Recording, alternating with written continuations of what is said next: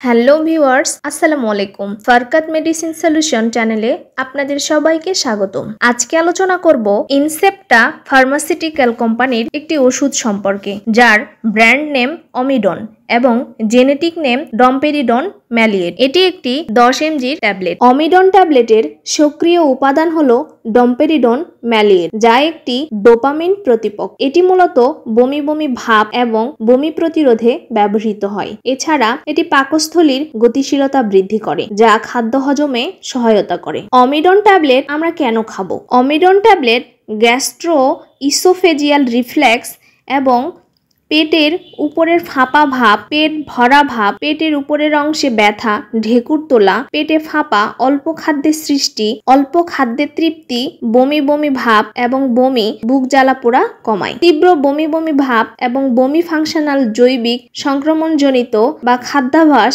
Radiotherapy বা ঔষধ সেবন, মাইগ্রেন ইত্যাদি থেকে উদ্ভূত তীব্র বমি বমি ভাব এবং বমির প্রতিরোধ ও লক্ষণ কমায়। ডোপামিন এগোনিস্ট ব্যবহারে শ্রেষ্ঠ বমি বমি ভাবও দূর করে। রেডিওলজিক্যাল ফলো থ্রু পরীক্ষায় বেরিয়ামের সঞ্চালন ত্বরান্বিত করতে সহায়তা করে থাকে। অমিডন ট্যাবলেট খেলে কি কি উপকার পাওয়া যায়? অমিডন ট্যাবলেট বমি বমি ভাব দূর করে, বমি পাকস্থলীর গতিশীলতা বৃদ্ধি করে, হজমে সহায়তা করে, ডিসপেকটিস লক্ষণসমূহ কমায়, পার্কিন্স রোগে ডোপামিন এগোনিস্ট ব্যবহারে শ্রেষ্ঠ বমি ভাব দূর করে, পেটের ফাঁপা ভাব দূর করে ইত্যাদি। গর্ভাবস্থায় ডম্পেরিডনের খাওয়া যাবে কিনা? গর্ভাবস্থায় অমিডন ট্যাবলেট খাওয়া যাবে কিনা? গর্ভাবস্থায় অমিডন ট্যাবলেট খাওয়া যাবে না। গর্ভাবস্থায় ডম্পেরিডনের নিরাপত্তা প্রমাণিত হয়নি, তাই এটি গর্ভাবস্থায় ব্যবহার সুপারিশ করা হয় না। প্রাণীদেহে পরীক্ষায় ভ্রূণের উপর কোনো তেরাটোজেনিক প্রভাব দেখা যায়নি।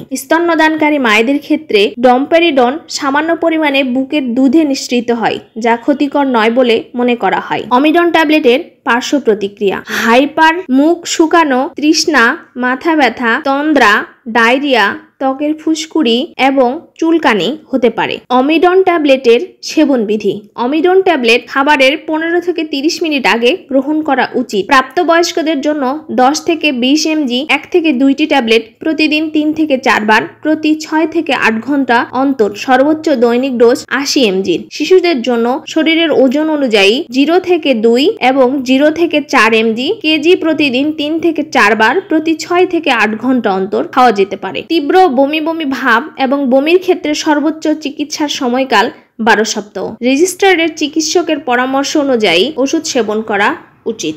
আপনাদের যে কোনো সমস্যায় অবশ্যই ডাক্তারের পরামর্শ অনুযায়ী মেডিসিন সেবন করা উচিত। আমার ভিডিওটি আপনাদের ভালো লেগে থাকলে এবং নতুন নতুন আরো ভিডিও পেতে চাইলে লাইক, কমেন্ট, শেয়ার এবং সাবস্ক্রাইব করে পাশেই থাকুন। ধন্যবাদ সবাই।